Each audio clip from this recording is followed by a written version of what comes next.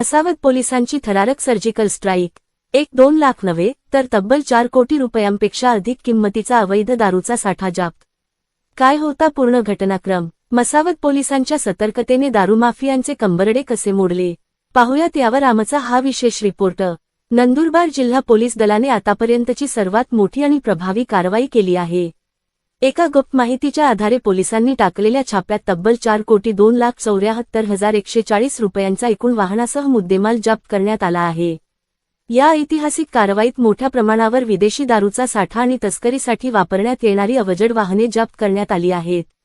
जिल्हा पोलीस अधीक्षक, आप्पा पोलीस अधीक्षक आणि उपविभागीय पोलीस अधिकारी यांना शहादा तालुक्याच्या हद्दीत अवैध दारूचा एक मोठा साठा येणार असल्याची गुप्त माहिती मिळाली होती.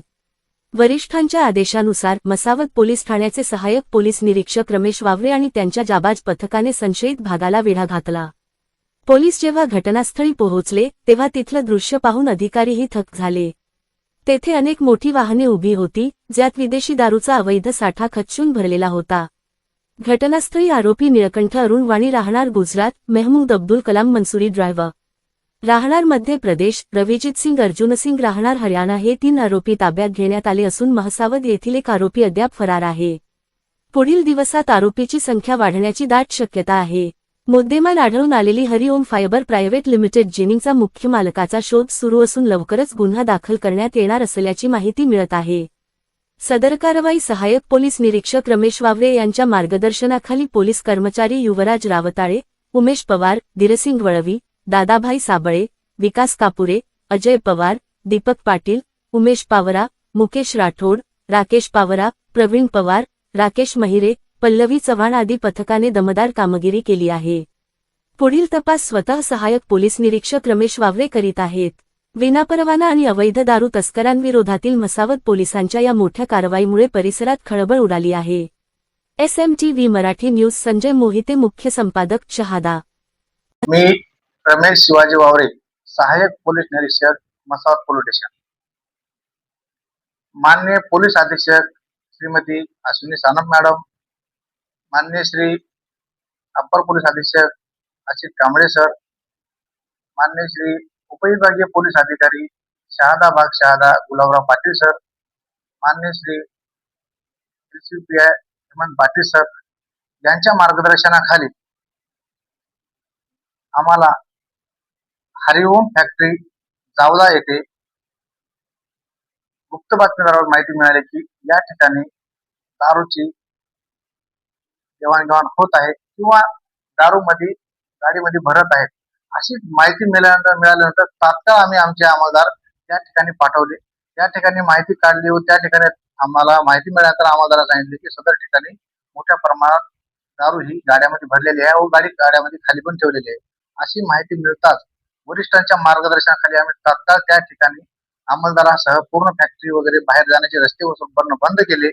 बंद केल्यानंतर सदर ठिकाणी पूर्ण मालाची पाहणी केली असता एकंदरीत त्या मालाच्या ठिकाणी मद्यसाठा हा जवळपास 1,51,54,140 रुपयाची फक्त निव्वळ विदेशी दारू होती. त्यामध्ये वेगवेगळे ब्रँड होते आणि तसेच त्या ठिकाणी एकूण 14 वाहन मिळून आले. 14 वाहनामध्ये पण बऱ्यापैकी 7-8 ते 10 वाहनामध्ये दारू भरलेली होती. त्याची एकंदरीत वाहनाची किंमत जर पकडली तर 2,51,00,000 वाहनांची किंमत होती, 14 वाहनांची. त्याच्यानंतर काही आरोपीकडे काही त्याच्यामध्ये आम्हाला तिथले आरोपी आम्हाला मिळून आले. आरोपी मिळून आल्यानंतर त्या आरोपी हे काही मध्य प्रदेश, गुजरात आणि हरियाणा या ठिकाणचे होते आणि त्यांच्याकडे आम्हाला मोबाईल मिळाले. त्याच्याकडून 3 मोबाईल आम्ही जप्त केले. त्याची किंमत एकूण 20,000 होती. अशी टोटल एकूण रक्कम पकडली तर टोटल रक्कम होती 4,02,74,140 रुपयाचा टोटल मुद्देमाल होता. त्यावरून आम्ही त्या सदर आरोपींना पोलीस स्टेशनला व सदर पूर्ण मालासह आम्ही त्या ठिकाणी पंचनामा करून पोलीस स्टेशनला घेऊन आलो व त्या ठिकाणी गुन्हा दाखल करण्यात आला. गुन्हा दाखल केल्यानंतर सदर ठिकाणी आरोपीला अटक करून पोलीस कस्टडी 6 दिवसाची मिळाली. त्यानंतर आता वरिष्ठांच्या मार्गदर्शनाखाली नेमका माल कुठून आला, कोणाला जाणार होता, कोणाला विकणार होते याबाबत आता वरिष्ठांशी मार्गदर्शन करणार. त्यानुसार आम्ही तपास करत आहोत आणि लवकरच आम्ही आणणारा घेऊन जाणारा हे कोण आहे त्याचा लवकरच शोध होणार आहे आणि यापुढे मसावत मध्ये अशा कोणत्याही प्रकारचा दारूचा विक्री वगैरे झालेला अशाच प्रकारे त्यांच्यावरती कारवाई होईल. जिनिंगचे जे मालक आहेत त्यांच्या काही गुन्हा वगैरे दाखल झाला? जिनिंगच्या मालकाचा माहिती काढण्यात चालू आहे. नेमकी जिनिंग कोणाच्या मालकीची होती त्याबाबत माहिती करूनही जिनिंगच्या मालकाला आम्ही आरोपी करणार आहोत किंवा आरोपी निष्पन्न झाला जेव्हा त्याच्यामध्ये सहाय्य राहील त्यांना 100% आम्ही आरोपी करणार आहोत.